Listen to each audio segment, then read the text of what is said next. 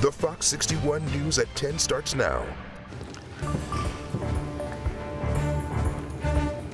Breaking news up top here at 10. Connecticut has just reported its first flu death of the season. Thanks for joining us for the Fox 61 News at 10. I'm Brent Harden. And I'm Sarah Sanchez. Here are the three things we know so far. DPH says the person died the week of October 25th. They were between the ages of 80 to 89 and died in Hartford County. The state health leaders are urging everyone 6 months and older to get their flu and updated COVID shots. They say COVID is still the most active virus right now, but flu and RSV are expected to rise after Thanksgiving. And developing now at 10, state police say a Ledyard man is accused of physically and verbally abusing his 4 children over the past several months. The 26-year-old father turned himself in yesterday after state police say a family member reported the abuse. Fox 61's Valerie Moravi joins us live in the studio with the latest on the case. Valerie.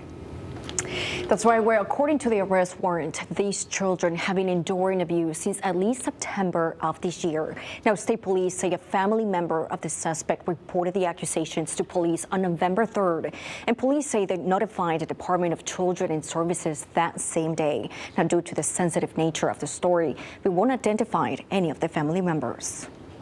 State police say the victims include a 4-year-old boy, a 3-year-old boy, a 1-year-old boy, and a 6-month-old girl. According to the arrest warrant, a family member says the abuse happened from September 2nd to October 30th. Police say the family member not only provided sworn statements, but also provided a video that police say shows the abuse. One of those sworn statements by the family member says, quote, "I looked outside and noticed the victim walking up and down the driveway on his hands-feet, while the accused was spraying the victim with the hose on jet within 10 feet away," end quote.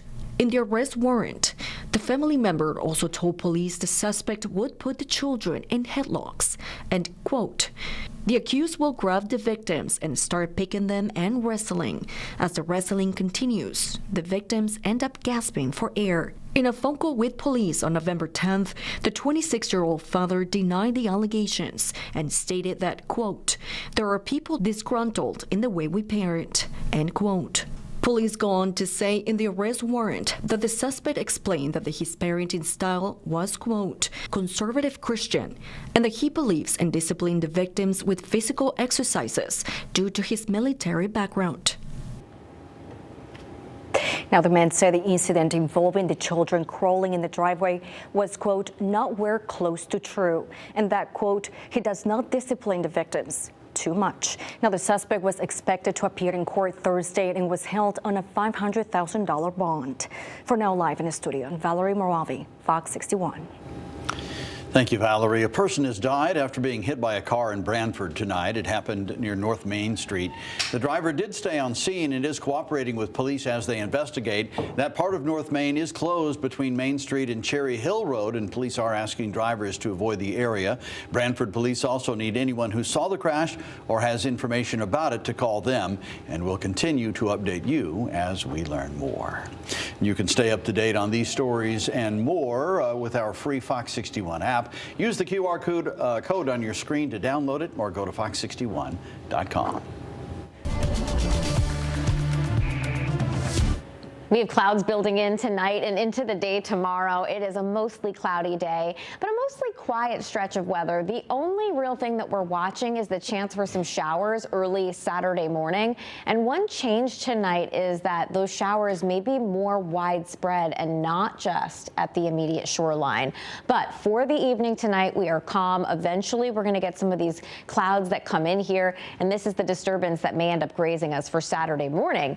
Right now, temperatures are in the 20s inland, near 30 for the shoreline, and we're looking at overnight lows in the 20s for most of the state tonight, maybe a degree or two warmer at the beaches. But other than that, we're looking at a mostly cloudy day, beginning in the 20s at the bus stop. By noon, temperatures are in the mid-40s, and we'll see high temperatures in the upper 40s to low 50s. But again, a lot of clouds out there during the day tomorrow. We'll talk more about that rain chance for Saturday and look ahead to Thanksgiving week coming up.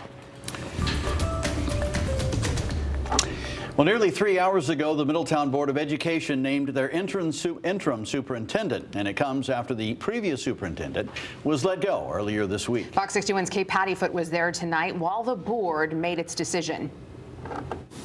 Dr. Alan Adley is now the interim superintendent of Middletown Public Schools. The Board of Education went into executive session. When they came out, they made the announcement. This decision comes after former superintendent Dr. Alberto Vasquez Matos let his certification lapse, which was a breach of his contract. Adley retired from his superintendent position in Darien last May, and before that was a superintendent in Granby. I had a 5-month vacation from retirement, and this just fell in a wee time slot that, particularly I might say, I've always had a wee desire to work with a diverse city school. And this sort of rounds out my experiences, and I'm ready to roll the sleeves up and get to work tomorrow morning. I look forward to working closely and supporting our students, our staff, our families, and the board on the work that's already going on, the good work that's already in place at the minute, but also to make sure that there's a seamless transition through this period of change. And Adley will be in this position until the board hires someone else. Adley says he is committed to making sure this is a smooth transition for the next superintendent by speaking with people in the community and finding out what they want. In Middletown, Kate Pattyfoot, Fox 61. Okay, thank you. Today we heard from former New Britain Mayor Erin Stewart for the first time since she officially launched her campaign to run for governor. She filed her campaign paperwork earlier this week. Fox 61's Tim Latow has more from tonight's campaign launch at New Britain Stadium. A fourth contender has entered the fray to be Connecticut's next governor. As former New Britain Mayor Erin Stewart has officially launched her campaign after considering the idea for nearly a year. I am proud to stand before you and announce that I am running to be the next governor of the great state of Connecticut. It was all smiles for Stewart Thursday night inside the heated hallways of New Britain Stadium.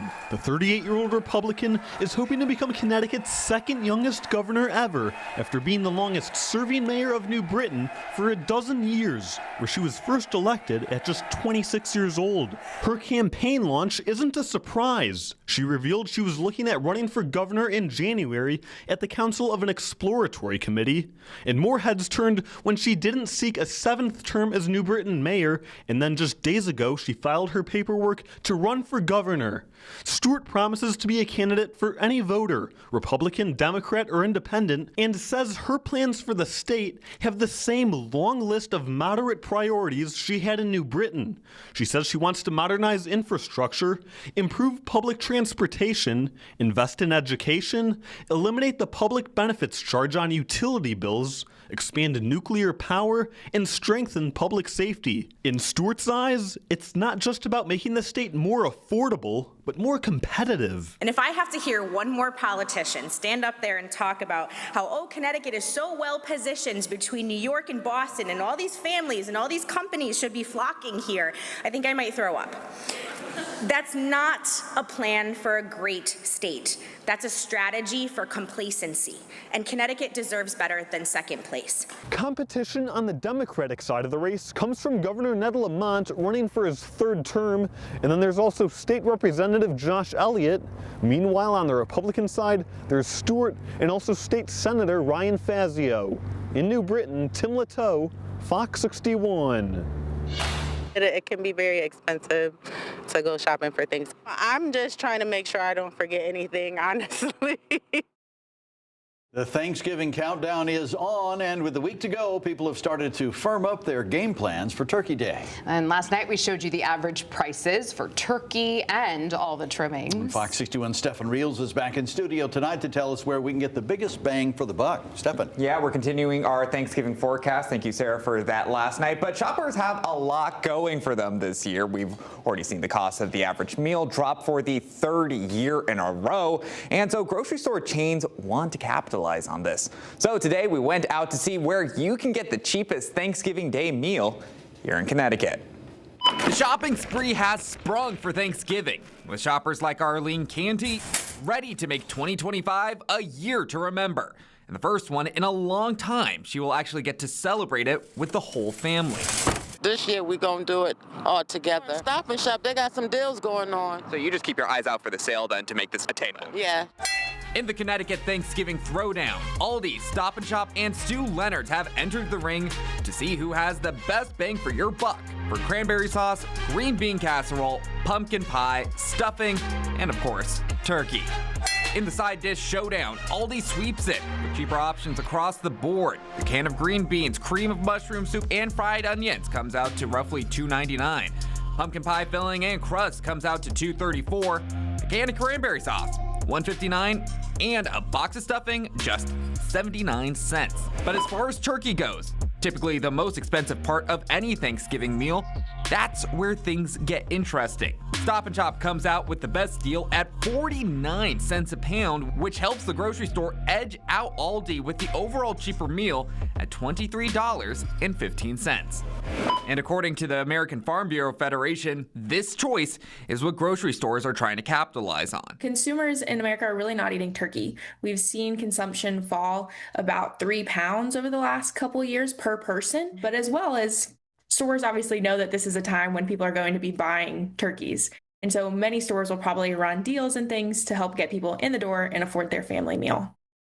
And Ayub says that this is still a very fluid state as far as deals and turkeys go, so shoppers should really keep an eye out because prices could continue to drop as we inch closer and closer to Thanksgiving, Brent, Sarah. Could happen, I guess. A lot of grocery stores, Stefan, are offering deals. This is like bundles for a whole meal deal. What do those look like? Are people saving money there? So right now, the big ones from the stores we had mentioned earlier, Aldi, Stop & Shop, actually offering the exact same kind of deal, $40, serving about 10 people. That's about $5 a person or so, give or take, but oh no, that's the average. But Walmart are trying to capitalize on more of that and say that they can pay, you know, $4 a person for roughly 10 people. They didn't really get into too much of specifics there, but as far as turkeys go, they're really trying to double down on that, and Stop & Shop is really putting the effort forward with that because they say if you can find a cheaper advertised turkey than the 49 cents a pound one that I had mentioned in the story, they'll match it. They are really dedicated to trying and get customers into their stores during this holiday. Listen, why don't you take that up, go find a cheaper turkey. I think this is a mission? challenge that you're willing to do. Gotcha. Okay, we love a good consumer mission. All right, thank you, Stefan.